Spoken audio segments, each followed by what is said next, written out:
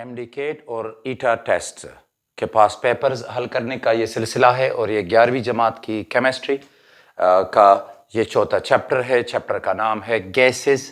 पहला क्वेश्चन है कि the collision of gas molecules with the walls of the container are responsible for gaseous pressure according to van der Waals after pressure correction which gas among the following that will exert more pressure। ठीक है जी, if the temperature is kept constant।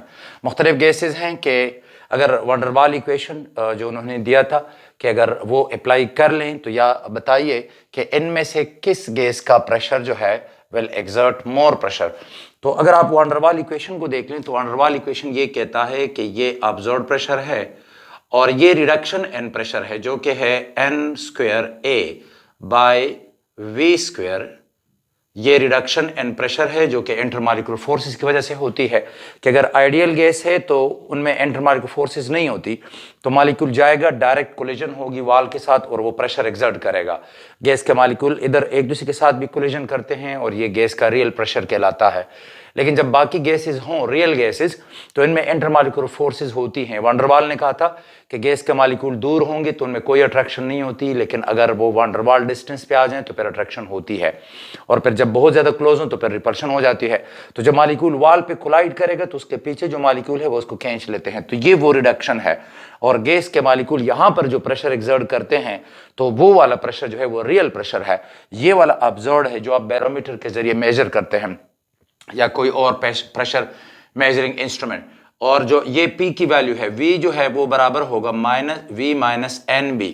यहाँ पे N number of moles हैं और B जो है ये effective volume है। तो वान डर वाल ने ये भी कहा था कि गैस लॉज जो है वो एम्प्टी स्पेस के लिए अप्लाई होते हैं, मॉलिक्यूलर साइज के लिए अप्लाई नहीं होते। जब आप प्रेशर डबल कर लेंगे तो जो एम्प्टी स्पेस है गैस के मॉलिक्यूल के दरमियान, एक मॉलिक्यूल दूसरा मॉलिक्यूल, इनके दरमियान जो स्पेस है वो आधा हो जाता है, मॉलिक्यूल का साइज छोटा नहीं होता। तो उसने कहा कि ये जो साइज है NB ये आप माइनस करें तो फ्री स्पेस आ जाएगा, ये बराबर है nRT के। अच्छा, अब जो गैस का प्रेशर है जिसकी यहां पे बात हो रही है ये प्रेशर है और हमने इसको निकाल लेना है। जरा गौर से देखिएगा कि इसकी वैल्यू क्या होगी। ये फैक्टर मल्टीप्लिकेशन में है तो इसको हमने डिवाइड कर दिया, ये आ गया है nRT, ये डिवीजन में चला गया है और V माइनस NB। प्लस में ये फैक्टर है तो इसको उस साइड पे ले जाएं तो माइनस ये हो जाएगा N square A divided by V square. अब अगर आप आइडियल गैस लेते हैं तो उसमें ये जो फैक्टर है, ये जो A है इसकी वैल्यू 0 है, कोई इंटरमॉलिक्यूलर फोर्सेस नहीं है। ये आप कह सकते हैं फॉर अट्रैक्शन, ये इंटरमॉलिक्यूलर फोर्सेस को जाहिर करता है। तो जब ये 0 होगा तो ये वाला फैक्टर आपके पास 0 हो जाएगा, तो प्रेशर की ये मैक्सिमम वैल्यू है। लेकिन अगर रियल गैसेस ले लें तो हर एक के लिए A की अपनी वैल्यू है, तो ये एक फैक्टर है जो आप माइनस करेंगे तो इसकी वजह से ये जो प्रेशर है ये डिक्रीज हो जाएगा। So more pressure that will be exerted by the ideal gas, because यहां पर ये जो वान डर वाल कांस्टेंट A है इसकी वैल्यू 0 होती है। फिर कहता है internal energy of a fixed mass of an ideal gas depends on. देखिए इंटरनल एनर्जी के लिए एक इक्वेशन है वो मैं लिख लेता हूं।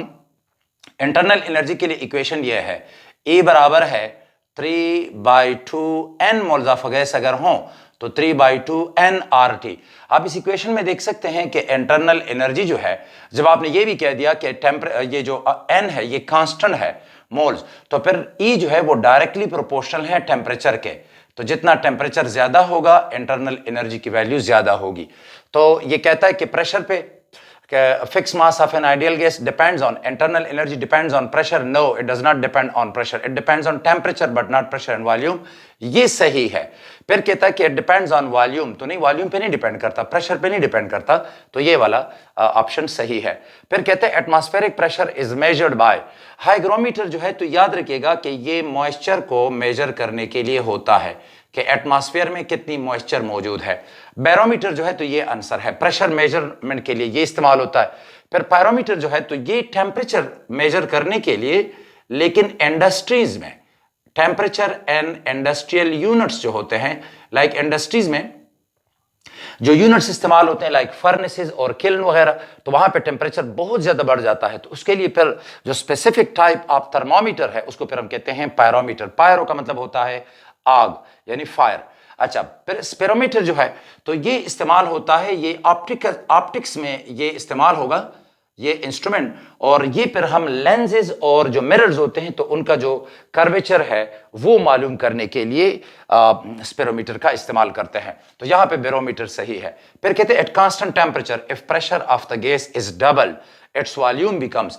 देखिए ये गैस का वॉल्यूम है, तो जब आपने प्रेशर को डबल कर दिया तो वॉल्यूम आधा हो जाएगा, नया वॉल्यूम होगा V/2। सो 1/2 है, ये डबल है 4 टाइम और रिमेन सेम, नो, तो ये 1/2 है। अच्छा, फिर कहता है कि according to Charles law variation of the volume of a sample. देखें वेरिएशन ऑफ द वॉल्यूम की बात हो रही है कि वॉल्यूम को क्या होगा of a sample of a gas at constant pressure, pressure constant है, straight line was obtained where slope was found to be equal to. ये स्लोप क्या होता है, देखिए तो जब चार्ल्स लॉ में ये जो टेम्परेचर है और वॉल्यूम इनका ग्राफ आ जाता है, फॉर एग्जांपल देखिएगा ये वर्टिकल है कि जिस पे आपने वॉल्यूम लिख देना है, हॉरिजॉन्टल पे ये टेम्परेचर है और टेम्परेचर जो है ये डिग्री सेंटीग्रेड पे है। याद रखिएगा कि 0 पे गैस का कोई ना कोई वॉल्यूम है, 0 डिग्री सेंटीग्रेड की बात हो रही है, तो इस पे आप गुब्बारा भर लें और उसका मुंह बंद करके फ्रिज के ऊपर वाले खाने में रख लें, तो जब टेम्परेचर कम हो जाता है तो गुब्बारे का वॉल्यूम 0 नहीं होता, कम हो जाता है। अच्छा, तो जब टेम्परेचर बढ़ाएंगे वॉल्यूम बढ़ेगा, टेम्परेचर कम करेंगे वॉल्यूम कम होगा। और यहां तक इसके पास टेक्निक्स थी चार्ल्स लॉ में, तो टेम्परेचर को ये कम करते गए, लेकिन आगे फिर टेक्निक्स नहीं थी, तो बहरहाल पता तो चल गया कि अगर इसकी एक्सट्रापोलेशन कर दी जाए तो ये यहां पे इसको काट जाता है, जो कि एक्चुअली 273.15 डिग्री सेंटीग्रेड है। अब स्लोप क्या होता है, स्लोप यह है कि परपेंडिकुलर बाय बेस रेशो को हम कहते हैं। मिसाल के इस ग्राफ पे, इस लाइन पे आप कोई से 2 पॉइंट ले ले, करीब या दूर, तो ये देखें ये जो राइट एंगल ट्रायंगल बन गया है, इसका जो परपेंडिकुलर है इसकी वैल्यू कितनी बनती है और x की कितनी है, तो ये जो स्लोप है ये दर हकीकत परपेंडिकुलर बाय बेस रेशो को हम स्लोप कहते हैं। अच्छा, अगर इस ग्राफ पे आप कोई भी 2 पॉइंट ले सकते हैं, तो क्यों ना इस ग्राफ पे एक पॉइंट ये लिया जाए और एक ये लिया जाए, तो अब आपके पास ये जो राइट एंगल ट्रायंगल बन गया है इसका परपेंडिकुलर ये V0 है। 0 डिग्री सेंटीग्रेड पे गैस का वॉल्यूम, उसको हम कहते हैं V0, और हॉरिजॉन्टल 273 है। माइनस हम नहीं लगाते, प्लस लगाएंगे, बिकॉज हम टेम्परेचर बढ़ा रहे हैं तो स्लोप पॉजिटिव होगा। हाँ, अगर आप टेम्परेचर को कम करें तो फिर स्लोप नेगेटिव आता है। सो इस वक्त स्लोप जो होगा वो होगा V0/273, V0/273 ये इसका स्लोप है। तो ये कह रहा है कि V0/273, तो ये आता है हमारे पास आंसर। नेक्स्ट है कि if absolute temperature of a gas is double and pressure is increased 4 times then the volume becomes. देखिए वॉल्यूम ये है, V वॉल्यूम है। सो अगर इफ एब्सोल्यूट टेम्परेचर जो है वो आपने डबल कर दिया तो वॉल्यूम जो है वो डबल हो गया है, तो 2V वॉल्यूम होगा। फिर कहता है कि टेम्परेचर डबल किया तो वॉल्यूम डबल हो गया। फिर कहता है कि प्रेशर इज इंक्रीज्ड 4 टाइम्स, तो वॉल्यूम जो है अब 4 टाइम डिक्रीज हो जाएगा। सो 2 1 is 2, 2 2 are 4, तो V/2 नया वॉल्यूम होगा। सो वॉल्यूम जो है ये हाफ हो जाता है। नेक्स्ट क्वेश्चन में ये कहते हैं कि at what temperature both Fahrenheit and Celsius जो है स्केल्स दे कोइंसाइड, यानी ऐसा कौन सा टेम्परेचर है कि जिस पे फ़ारेनहाइट और सेल्सियस जो है वो सेम वैल्यू देते हैं। तो देखिए इसके लिए मैं एक जनरल बता देता हूं, एक टेक्निक कि जिसकी मदद से आप टेम्परेचर्स को कन्वर्ट कर सकते हैं, फ़ारेनहाइट को सेंटीग्रेड में, फ़ारेनहाइट को केल्विन में, केल्विन को सेंटीग्रेड में, वगैरह वगैरह। देखिए इसके लिए फार्मूला आपका ये होगा, कोई भी स्केल तो टेम्परेचर उसका माइनस उसकी लोअर डिग्री कितनी है, लोअर डिग्री पानी का फ्रीजिंग पॉइंट उस पर कितना है, और डिवाइडेड बाय टोटल डिग्रीज ये है, फिर बराबर होगा टेम्परेचर माइनस लोअर डिग्री और डिवाइडेड बाय टोटल डिग्रीज। अब यहां पे हम कन्वर्जन कर रहे हैं इन दोनों की, ये हमारे पास है फ़ारेनहाइट और दूसरा जो है वो सेल्सियस है। तो देखिए दोनों को हम ले लेते हैं x के, x ऐसा टेम्परेचर है कि जिस पे ये दोनों बराबर है, तो मैंने ले लिया x माइनस ये फ़ारेनहाइट है, ये चले मैं पहले लिख लेता हूं कि ये है फ़ारेनहाइट स्केल पे वैल्यू, लोअर डिग्री इसकी 32 है और टोटल डिग्रीज फ़ारेनहाइट पे होती हैं 180, यानी पानी के फ्रीजिंग पॉइंट और बॉइलिंग पॉइंट के दरमियान जो डिग्रीज हैं उनकी बात हो रही है।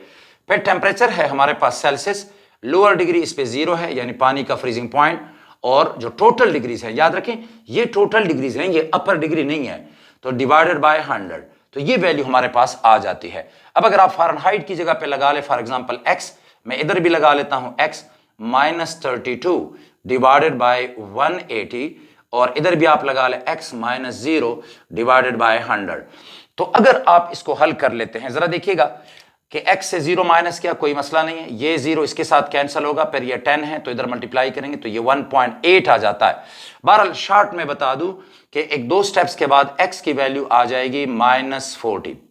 तो -40 ऐसा टेम्परेचर है कि जिस पे दोनों जो है बराबर हैं। मतलब मेरा ये है कि अगर ये एक गैस है, कोई कंटेनर है और उसमें आपने सेंटीग्रेड स्केल लटका दिया तो वो बताएगा -40 डिग्री सेंटीग्रेड, और इसी में अगर आपने फ़ारेनहाइट स्केल लगा दिया तो वो आपको बताएगा -40 डिग्री फ़ारेनहाइट। सेंटीग्रेड बताएगा -40 डिग्री सेंटीग्रेड और फ़ारेनहाइट बताएगा -40 डिग्री फ़ारेनहाइट।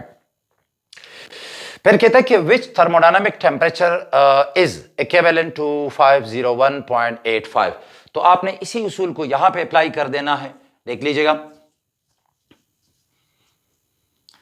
जैसे ये है, देखिएगा कि हमारे पास जो है ये टेम्परेचर स्केल है kelvin minus lower degree 273, total degrees इस पे है 100, फिर टेम्परेचर स्केल है centigrade, lower degree 0, total degrees 100, तो ये इसके साथ कैंसिल हो जाएगा और ये होगा kelvin minus 273 is equal two degree centigrade, या केल्विन बराबर होगा डिग्री सेंटीग्रेड प्लस 273। एक्चुअली 273.15 है, ये है 273.15।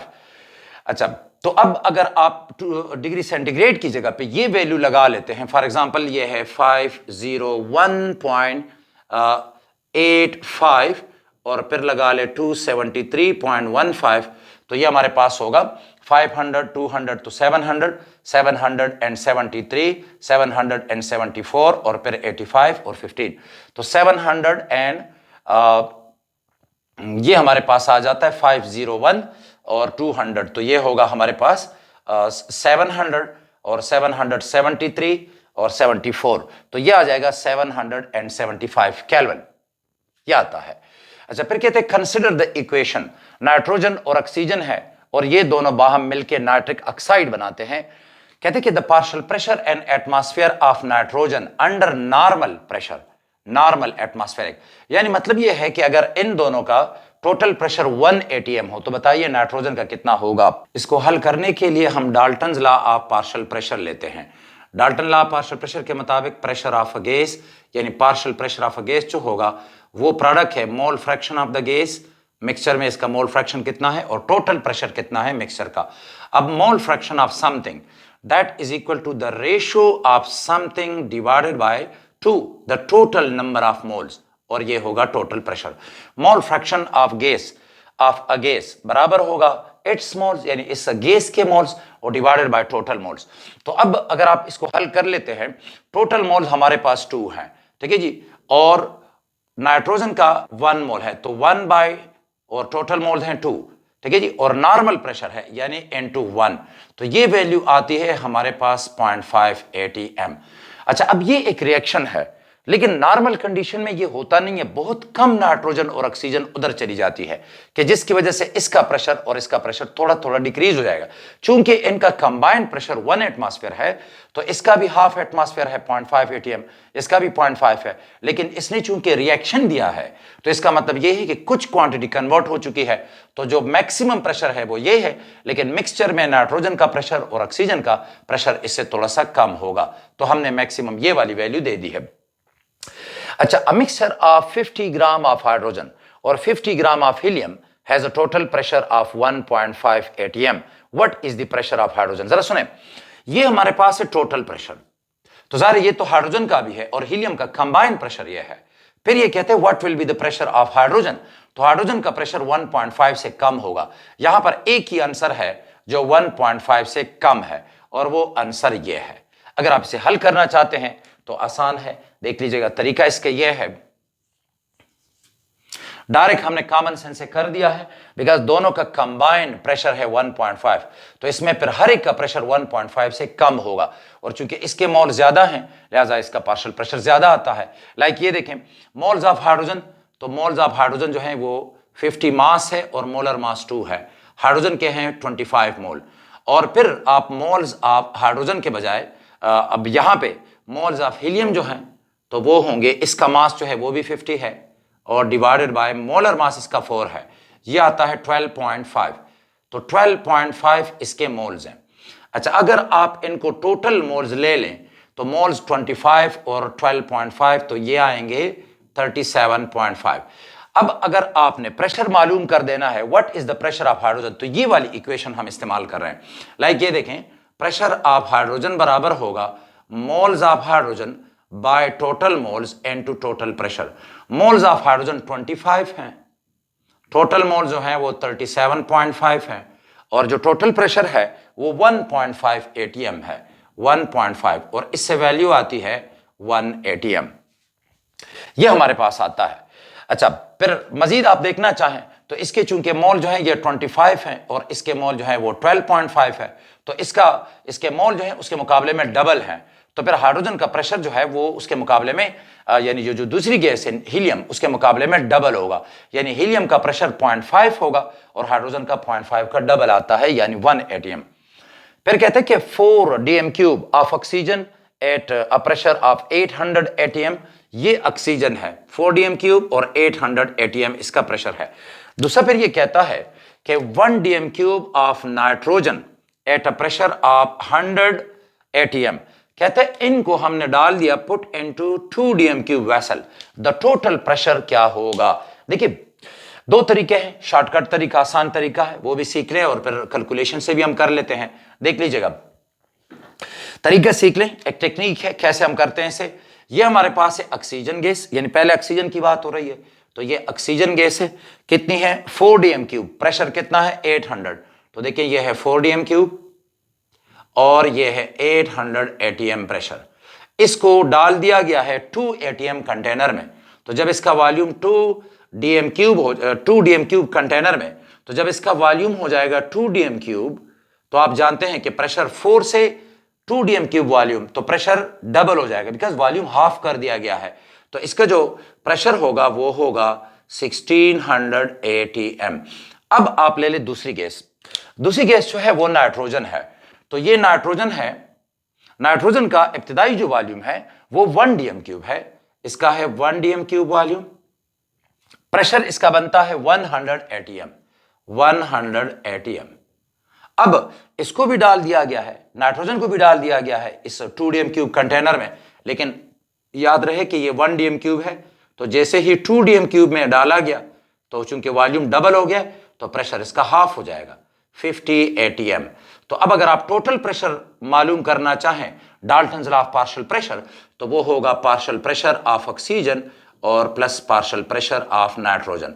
ऑक्सीजन का पार्शियल प्रेशर है 1600 प्लस, और नाइट्रोजन का पार्शियल प्रेशर जो है वो 50 है, तो आंसर होगा 1650 atm। अब ये आंसर ओरिजिनल में नहीं था, ये मैंने डाल दिया बिकॉज वहां पे जो ऑप्शन थे इनमें से कोई भी करेक्ट नहीं था। ये वाला क्वेश्चन जो है इसके ऑप्शन करेक्ट नहीं थे सारे। अच्छा, एक ये तरीका है। दूसरा ये है कि अगर आपने इसका स्क्रीनशॉट ले लिया है, नोट कर लें। दूसरा तरीका ये है कि चूंकि यहां पे वॉल्यूम और प्रेशर की बात है, तो लिहाजा ये डाल्टन्स लॉ, ये लिहाजा हमारे पास बायज लॉ है। तो अब जरा उसको इस्तेमाल कर लेते हैं कि उसका आंसर क्या आता है। देखिए, बायज लॉ के मुताबिक P1 और V1 is equal to P2 और V2। हम हर एक केस में P2 मालूम करना चाह रहे हैं, तो ये आएगा P1 V1 divided by V2। तो अगर P1 ले ले, पहले ऑक्सीजन के लिए अप्लाई कर ले, तो प्रेशर 1 जो है वो 800 है, और V1 इसका कितना है 4 dm³ है, और इसका फाइनल वॉल्यूम जो है वो 2 dm³ है। तो 2 1 is 2, 2 2s are 4, 2 into 800, तो ये आएगा 1600 atm। अब इसी चीज को हम अप्लाई कर लेते हैं, नाइट्रोजन के लिए भी यही होगा, यानी इसका जो P2 होगा ये P1 V1 by V2। तो अब जरा नाइट्रोजन का फाइनल प्रेशर देख लें, इसका P1 कितना है, P1 इसका है 100 atm, ये हो गया है 100, और इसका V1 कितना है 1 dm³ डिवाइडेड बाय V2, इसका भी 2 dm³ है, तो 2 और 50, तो ये आ जाएगा हमारे पास 50 atm। आप देख सकते हैं कि 1600 P1 है और P2 पर 50 है, आंसर वही आता है 1650। फिर कहता है कि equal volumes of different gases under the same conditions of pressure and temperature contain the same number of particles. तो देखिए, अगर आप इस्तेमाल कर लेते हैं, मिसाल के तौर पे ये जो आइडियल गैस इक्वेशन है वो ये कह रहा है आइडियल गैस इक्वेशन के P1 V1 by N1 T1 is equal to P2 V2 by N2 और T2। अब देखिएगा कहते हैं कि इक्वल वॉल्यूम्स, तो वॉल्यूम इक्वल है तो ये इसके साथ कैंसिल होगा, आमने सामने कैंसिल होते हैं। Under the same conditions of pressure, pressure भी सेम है तो P1 P2 के बराबर है तो ये भी कैंसिल हो जाएगा। प्रेशर एंड टेम्परेचर, टेम्परेचर भी सेम है तो T1 T2 के बराबर होगा, तो आप जानते हैं कि N1 बराबर है N2 के, यानी 1 by N1 is equal to 1 by N2, या फिर उल्टा कर लें तो N1 is equal to N2। दर हकीकत ये जो स्टेटमेंट है ये एवोगाड्रो लॉ की स्टेटमेंट है। फिर कहते हैं कि a flask contains 6 gram of hydrogen gas and 64 grams of oxygen gas at RTP, room temperature pressure. कहते हैं कि रूम टेम्परेचर 25 डिग्री सेंटीग्रेड और रूम प्रेशर नॉर्मल तो 1 atm है। फिर कहते हैं कि what fraction of the total pressure is due to hydrogen. जरा देखिए ये है 6 ग्राम ऑफ हाइड्रोजन, मास है तो मोलर मास 2 से डिवाइड कर लेंगे तो 6/2 इज एक्चुअली 3, तो 3 मोल हैं हाइड्रोजन के, और 64 ग्राम ऑफ ऑक्सीजन, देखिए ग्राम्स ऑफ ऑक्सीजन, तो 64 मास है, मोलर मास 32 है, तो 64 डिवाइडेड बाय 32 तो ये आ जाएंगे 2 मोल। अब जो टोटल मोल्स हैं 3 + 2 सो वो 5 है। अब अगर आप मालूम करना चाहते हैं, जैसे ये कहता है कि what fraction of the total pressure is due to hydrogen, ये कहते हैं हाइड्रोजन का पार्शियल प्रेशर क्या होगा, तो आपने ये वाली इक्वेशन इस्तेमाल करनी है, Dalton law of partial pressure. तो ये देखें N1 बाय N, तो हाइड्रोजन के मोल्स कितने हैं, वो हैं 3 divided by N, total moles कितने हैं 3 + 2 5, और टोटल प्रेशर की वैल्यू नहीं दी तो 3/5 जो है 3/5 of the total pressure that is due to hydrogen. इसका मतलब यह है कि 3/5 का मतलब यह है कि अगर टोटल प्रेशर 5 atm होगा तो फिर 3 atm जो है वो हाइड्रोजन का है, तो ये वाला आंसर आता है। फिर कहते हैं कि at absolute zero molecules of hydrogen gas will have only translational motion, only vibrational motion, only rotational motion, all the motions are ceased. अब यहां पर ये आप इंसर्कल कर देंगे बिकॉज एब्सोल्यूट जीरो ये थ्योरेटिकल टेम्परेचर है, लेकिन याद रखें कि इस तक पहुंचने से पहले पहले जो गैसेस का जो नॉर्मल एटॉमिक स्ट्रक्चर है, जो एटम्स होते हैं तो वो कलेप्स होते हैं, और वो नॉर्मल जिस तरह का शेल्स हैं और इलेक्ट्रॉन उसमें न्यूक्लियस की हरकत करते हैं, ये स्ट्रक्चर रहता नहीं है। दर हकीकत बोज और आइंस्टाइन ने इसकी प्रोडक्शन कर दी थी आज से कोई 110 ईयर्स अगो कि अगर हम किसी गैस को इस तरह कूल करते जाएं तो एक टेम्परेचर आ जाएगा कि जिस पर नॉर्मल एटॉमिक स्ट्रक्चर खत्म होगा, और फिर इसको नाम दिया गया था बोज आइंस्टाइन कंडेंसेट। तो दर हकीकत उस एब्सोल्यूट जीरो पे गो कि बोज आइंस्टाइन कंडेंसेट एब्सोल्यूट जीरो से पहले आ गया था, लेकिन अगर एब्सोल्यूट जीरो पे भी आप ले जाए तो साइंसदान समझते हैं कि यहां पे जो कुछ क्वांटम पार्टिकल्स की कुछ मूवमेंट है वो मुमकिन है, जिसके लिए हम कहते हैं 0 पॉइंट एनर्जी वो होती है। लेकिन जो बाकी ट्रेडिशनल मोशंस हैं बाकी जो ट्रेडिशनल मोशंस हैं लाइक वाइब्रेशंस तो ये नहीं होंगी, और साथ साथ इस तरह इनकी मॉलिक्यूल्स की रोटेशन ये नहीं होगी, ट्रांसलेशन उस तरह, क्वांटम कुछ मूवमेंट जो है 0 पॉइंट एनर्जी पे होती हैं। फिर कहता है कि which of the following most closely resemble an ideal gas. देखिए आइडियल बिहेवियर के लिए एक टेक्निक बता दूं, ये intermolecular forces, ideal behaviour intermolecular forces और मॉलिक्यूलर साइज के साथ इनवर्स रिलेशन में है, ये है। यानी मतलब इसका ये है, ये जो क्लू आप याद रखेंगे कि जितनी इंटरमॉलिक्यूलर फोर्सेस कम है आइडियल बिहेवियर ज्यादा होगा, और फिर मॉलिक्यूलर साइज जितना कम है तो आइडियल बिहेवियर ज्यादा होगा। तो आपने यहां पे ये देखना है, कहते हैं कि most closely resemble ideal gas, तो सबसे जो स्मॉल है, जीनान में बहुत ज्यादा शेल्स होते हैं, हीलियम में 1 शेल है, नियान में 2 होते हैं, हीलियम नियान फिर आर्गन है, फिर क्रिप्टॉन है, फिर जीनान में 5 शेल्स होते हैं, और हाइड्रोजन में 2 एटम्स है, बड़ा साइज है, CO2 में 3 एटम्स हैं। ये सबसे मोस्ट आइडियल है बिकॉज ये सिंपल 1 एटम है, एक ही शेल है, छोटा सा साइज है, तो जितना मॉलिक्यूलर साइज कम होगा आइडियल बिहेवियर ज्यादा होगा। ये कहते हैं most closely resemble an ideal gas. फिर कहते हैं कि real gases deviate from ideal behaviour. Real gases in 2 factor की वजह से डिविएट करती हैं, बिकॉज इनमें इंटरमॉलिक्यूलर फोर्सेस भी आ जाती हैं और इनका मॉलिक्यूलर साइज भी होता है, तो लिहाजा ये डिविएट कर जाती हैं। और दो कंडीशंस पे ये इस डिविएशन का हमें पता चलता है कि जब हाई प्रेशर हो, यानी जब आप गैस को प्रेशराइज करें तो वॉल्यूम आधा हो जाएगा, लेकिन याद रखें मॉलिक्यूलर साइज छोटा नहीं होता, बल्कि जो मॉलिक्यूल्स हैं वो करीब आ जाते हैं। ठीक है जी, वान डेर वाल ने कहा था कि प्रेशर को डबल करें तो साइज मॉलिक्यूल का नहीं कम होता, बल्कि मॉलिक्यूल के दरमियान जो एम्प्टी स्पेस है वो कम हो जाता है। सो हमारे पास यह है कि हाई प्रेशर और फिर लो टेम्परेचर पे मॉलिक्यूल इतने स्लो हैं कि जब आएंगे वान डेर वाल डिस्टेंस पे और इनमें थोड़ी सी भी अट्रैक्शन है तो चूंकि स्लो है तो इनको वापस जाने में मसला हो जाता है, तो वॉल्यूम जो है वो काफी ज्यादा डिक्रीज आ जाता है। तो हाई प्रेशर और लो टेम्परेचर पे डिविएशन आ जाती है। फिर कहता है कि which gas deviates more from ideal behaviour. ये बड़ा इंपॉर्टेंट क्वेश्चन है आइडियल बिहेवियर का, कौन सी गैस ज्यादा डिविएट करती है। तो मैंने कहा था कि जिसमें इंटरमॉलिक्यूलर फोर्स स्ट्रांग हो, जिसका मॉलिक्यूलर साइज ज्यादा हो। साइज तो इसका ज्यादा है, ठीक है जी, इसमें 5 एटम्स हैं, लेकिन ये SO2 जो है ये पोलर है। सो जो लीस्ट आइडियल है, ये कहता है कि which gas deviates more from the ideal behaviour, so that is SO2। ये लीस्ट आइडियल है among all these 4 gases।